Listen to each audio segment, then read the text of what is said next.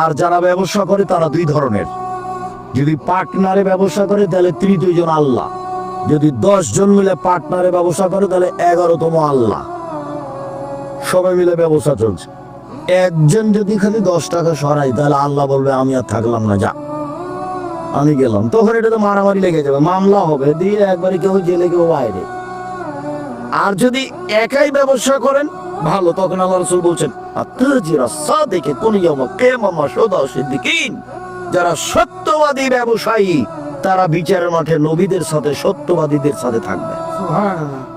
ব্যবসা দিয়ে খুব উপকার হয় মানুষের, এই জন্য ব্যবসা সবচেয়ে ভালো কাজ উপার্জনের জন্য।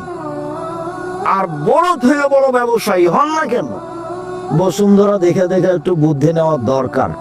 আরে বসুন্ধরাতে ওদের জমি যা আছে তা তো কত টাকার জমি আছে তারা নিজেরাই জানে না। তো জমি তো বেহিসাব টাকার, ওরা টাকা দিয়ে দুবাইয়ে সাগরে বাড়ি কিনে বসবাস করতে পারে, করে। রাস্তারও নাম দিয়েছে দুবাই, নাকি রাস্তারও নাম দিয়েছে দুবাই। তারপরে দেখবেন বসুন্ধরা টিস্যু, বসুন্ধরা